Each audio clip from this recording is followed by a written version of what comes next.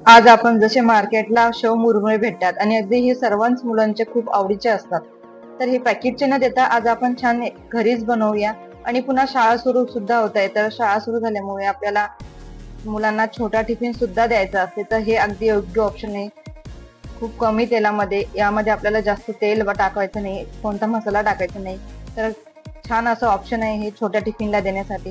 तर इथं भडंग मुरमुरे आपल्याला यासाठी यूज करायचे. तिथं मी भडंग मुरमुरे एक बाउल भरून घेतलेले आहेत. एक कढई घेतली, कढई थोडी हलकी गरम करून घ्यायची आणि हे मुरमुरे त्यामध्ये टाकून एक 4 ते 5 मिनिटं छान भाजून घ्यायचे. गॅसचा फ्लेम कमी ठेवायचा, जेणेकरून मुरमुरे छान भाजले जाते. मुरमुरे भाजताना यामध्ये तेल सुद्धा आपल्याला टाकायचं नाही, तेल न टाकताच आपल्याला छान भाजून घ्यायचे.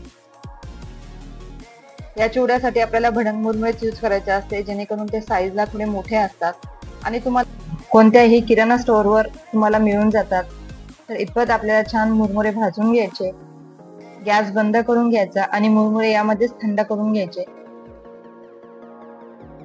इतपत आपल्याला मुरमुरे भाजून घेतले की गॅस बंद करून घ्यायचा. त्यानंतर एक खलबत्ता घेतला आणि खलबत्त्यामध्ये आपल्याला थोडंसं 4 ते 5 लसणाच्या पाकळ्या टाकून घ्यायच्या. काश्मीरी लाल मिरची पावडर टाकायची 1 चम्मच, अर्धा चम्मच हळदी पावडर टाकून घ्यायचं आणि छान बारीक पेस्ट म्हणून कुटून घ्यायचं. इतपत छान असं बारीक असं करून घ्यायचं. हवं तर तुम्ही मिक्सरला सुद्धा फिरवू शकता, पण कुटून घेतल्याची चव काही वेगळीच असते, त्यामुळे मी छान कुटून घेतलं. त्यानंतर मुरमुरे थंड झाले, एका बाउल मध्ये काढून घ्यायचे आपल्याला ते.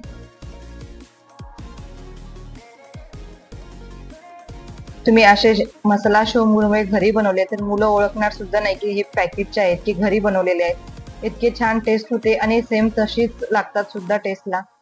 तर इथं मुरमुरे पूर्ण मी एका बाउल मध्ये काढून घेतले. त्यामध्ये 1 चम्मच तेल टाकायचं, जास्त तेल टाकायचं नाही. एक छोटा चम्मचच तेल टाकून घेतलं मी इथे. त्यानंतर आपण जी पेस्ट बनवून घेतली ती यामध्ये टाकून घ्यायची आणि एक अर्धा मिनिट छान परतून घ्यायचे तेलामध्ये.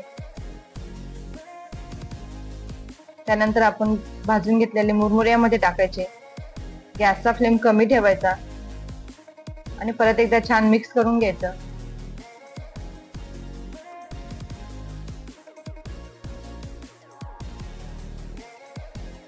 फक्त तुम्हाला हे मुरमुरे ठेवताना अगदी हवाबंद डब्यामध्ये ठेवायचे, जेणेकरून छान राहतात. एक 15 दिवस तरी राहतात, कारण मुलं तर ठेवत नाही असे जास्त दिवस, तर राहतच नाही, लगेच मुलं संपवून टाकतात.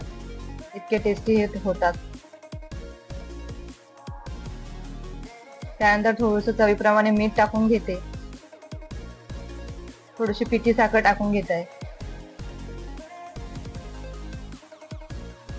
आणि थोडंसं आमचूर पावडर. आमचूर पावडर नाही टाकलं तरी चालते, पण मीठ आणि पिठी साखर थोडीशी टाकून घ्या, चव अगदी छान येते त्याने. यामध्ये मी मसाल्याचा चिवडा वगैरे असं काहीच यूज केलेलं नाहीये, कारण आपण मसाला यामध्ये टाकायचाच नव्हता.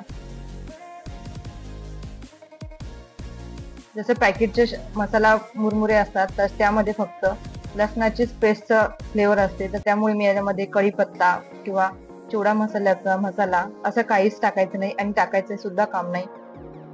याची चव खूप छान होते. परत एकदा छान मिक्स करून घ्यायचं पूर्ण. आता गॅस बंद करून घ्यायचा.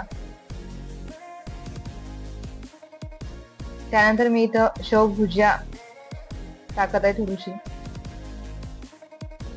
एक 10चं पॅकेट घेतलं मी इथे, ते पूर्ण टाकून घेते.